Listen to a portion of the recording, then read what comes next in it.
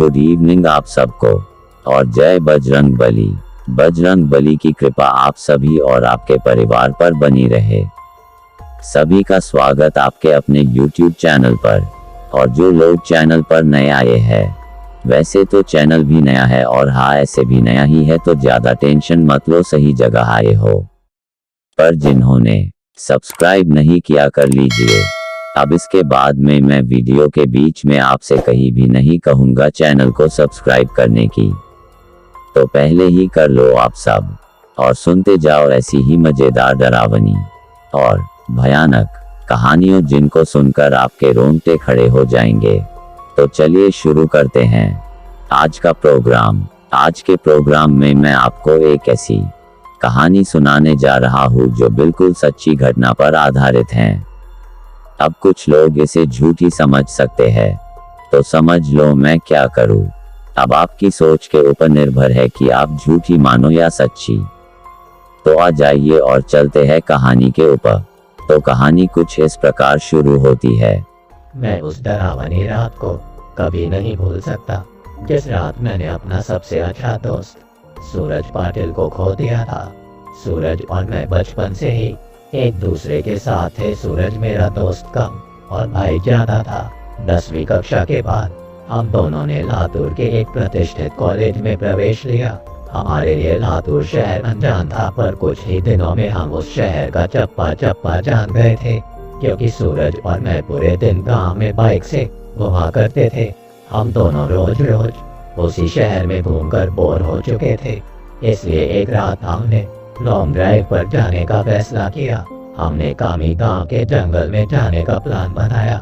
हम कामी गांव के जंगल में कभी नहीं गए थे, पर हमने सिर्फ इतना सुना था कि कामी गांव का जंगल सिर्फ नाम का जंगल है, क्योंकि वहाँ हरे भरे पेड़ों के सिवाय कुछ नहीं था। क्योंकि उस जंगल में जो भी जंगली जानवर थे वो शिकार के कारण खत्म हो चुके थे, इसलिए रात में लॉन्ग ड्राइव पर जाने के लिए वह जंगल बिल्कुल सुरक्षित था।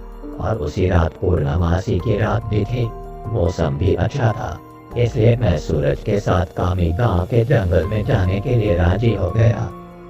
रात के 11 बजे हम कामी गांव के जंगल में दाखिल हो गए।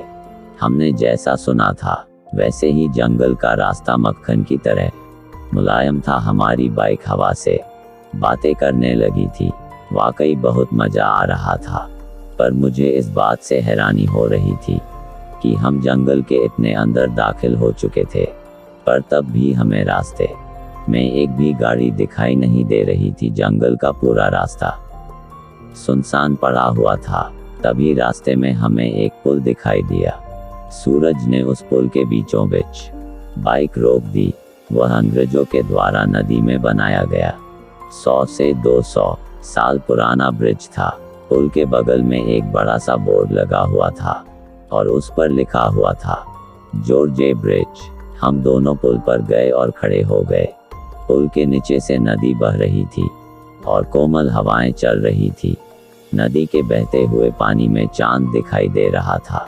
इतने में दूर जंगल से भेड़िए की रोने की आवाज आई और पुल के ऊपर से बहने वाली हवाएं अचानक रुक गई।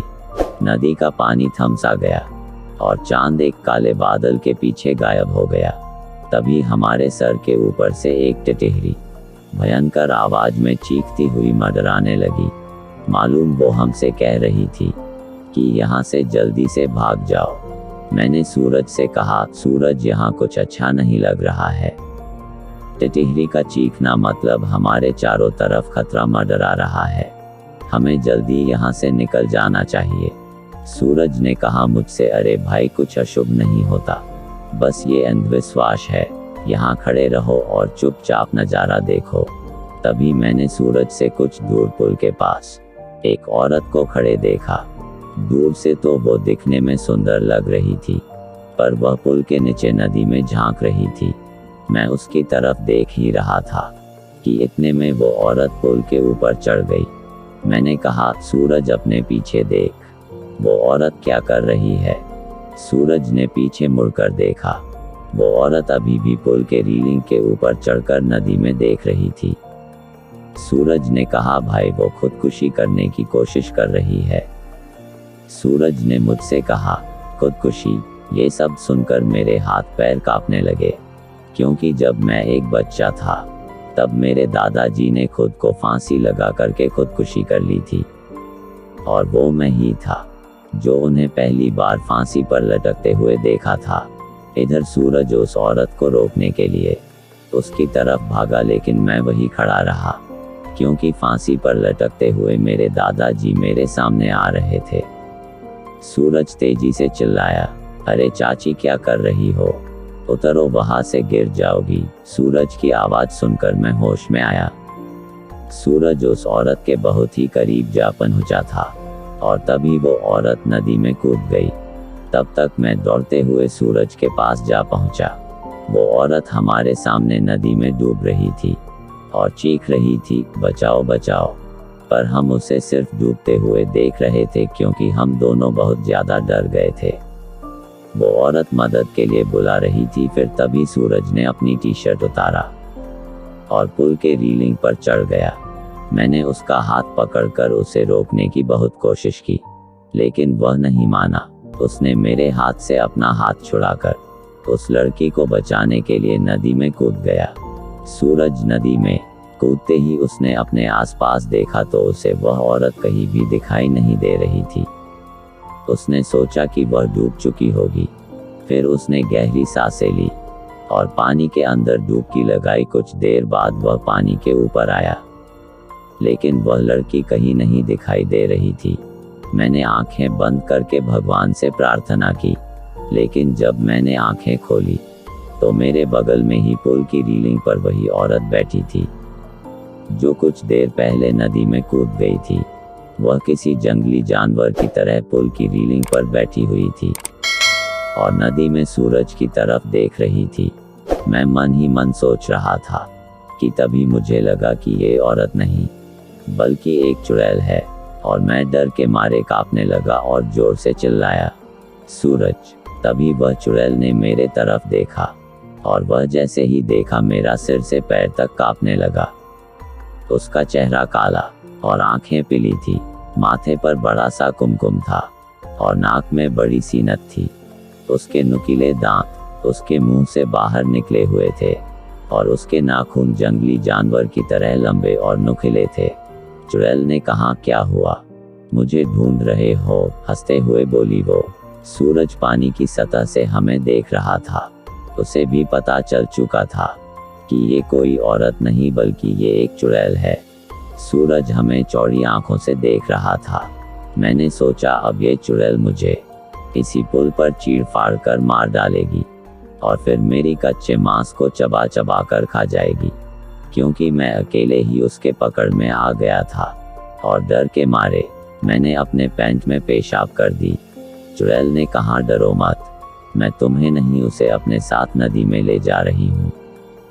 जब मैं ये सुना तो मेरा दिल डर से दहल उठा। मैंने सूरज से चिल्लाते हुए कहा, सूरज जल्दी से पानी से बाहर निकलो, नहीं तो ये चुड़ैल तुम्हें पानी में ले जाएगी। सूरज पूरी तरह से डर गया था। उसके हाथ पैर सुन्न हो गए थे। उसे एहसास हो गया था कि वह नदी में से बाहर नहीं निकल पाएगा, क्योंकि वह नदी के बीचों बीच था। चुड़ैल मेरे तरफ देखकर मुस्कुराए और फिर नदी में छलांग लगा दी। सूरज आखिरी बार चिल्लाया और चुड़ैल उसे पानी में अपने साथ ले गई। कुछ देर तक पानी में से बुलबुले निकलते रहे, पर कुछ देर बाद वो भी बंद हो गए। मैं आंखें फाड़ फाड़ कर नदी में देख रहा था और सूरज को पुकारता रहा, और इतने में नदी के पानी में खून दिखाई दिया। मेरी आंखों में आंसू आ गए और मैं समझ गया कि उस चुड़ैल ने सूरज को मार दिया है। मैं वो सदमा बर्दाश्त ना कर सका। मेरी आंखों के सामने अचानक अंधेरा छा गया और मैं उसी जगह पर बेहोश हो गया। जब मुझे होश आया तब सुबह हो चुकी थी। मैं 4-5 लोगों से घिरा हुआ था। पुल पर काफी सारे लोगों की भीड़ जमी हुई थी। लोग पुल के नीचे झांक कर देख रहे थे। मैं उठा और दौड़कर पुल के पास गया और देखा पानी में नदी के किनारे सूरज की लाश तैर रही थी। उस चुड़ैल ने बड़े ही बेदर्दी से सूरज के सीने से दिल निकाल लिया था। मेरा सबसे अच्छा दोस्त मुझे छोड़कर चला गया था। उस दिन मुझे कामी गांव के लोगों से पता चला कि उस नदी में 100 साल पहले से किसी चुड़ैल का वास था। असल में हुआ ये था कि अंग्रेजों के ज़माने में एक अंग्रेज अफसर ने सुंदरा नाम के एक औरत का बलात्कार किया था। ये बात आसपास के हर गांव में फैल गई थी। इसी कारण सुंदरा से गांव की कोई भी औरत बात नहीं करती थी, क्योंकि सब लोग कहते थे कि उसकी पवित्रता नष्ट हो चुकी है। गांव के लोग उसे हर दिन ताने मारते थे। कुछ दिन बाद सुंदरा के पति ने भी उसे छोड़ दिया। तब सुंदरा अपने घर चली आई। कामी गांव भी उसका मायके था, लेकिन वहाँ भी उसे बहुत सारी बेइज्जती झेलनी पड़ी। वह हर दिन लोगों के ताने सुनकर तंग आ गई थी। इसलिए एक दिन पूर्णमासी की रात सुंदरा ने कामी गांव के जॉर्जे ब्रिज से नदी में कूदकर खुदकुशी कर ली थी। मरने के बाद वह चुड़ैल बन गई और पूर्णमासी की रात सुंदरा उस ब्रिज पर आती थी और लोगों को इसी तरह कपट से अपना शिकार बनाती थी। कामी गांव के कुछ बुजुर्ग लोग ये भी कहते हैं कि 100 पुरुषों या लड़कों का दिल खाने के बाद वह चुड़ैल फिर से एक सुंदर औरत बनने वाली थी। इसलिए वह सिर्फ पुरुषों और लड़कों को अपना शिकार बनाती थी और उनका दिल कच्चा चबा जाती थी। सूरज को मारने के बाद कामी गांव के जॉर्ज ब्रिज पर कभी भी वह चुड़ैल दिखाई नहीं दी। इसीलिए कामी गांव के लोग कहते हैं कि मेरा दोस्त सूरज उस चुड़ैल का आखिरी शिकार था और उसके बाद वह फिर से जिंदा और सुंदर स्त्री बन गई और अभी वह किसी आदमी के साथ सामान्य जीवन जी रही होगी।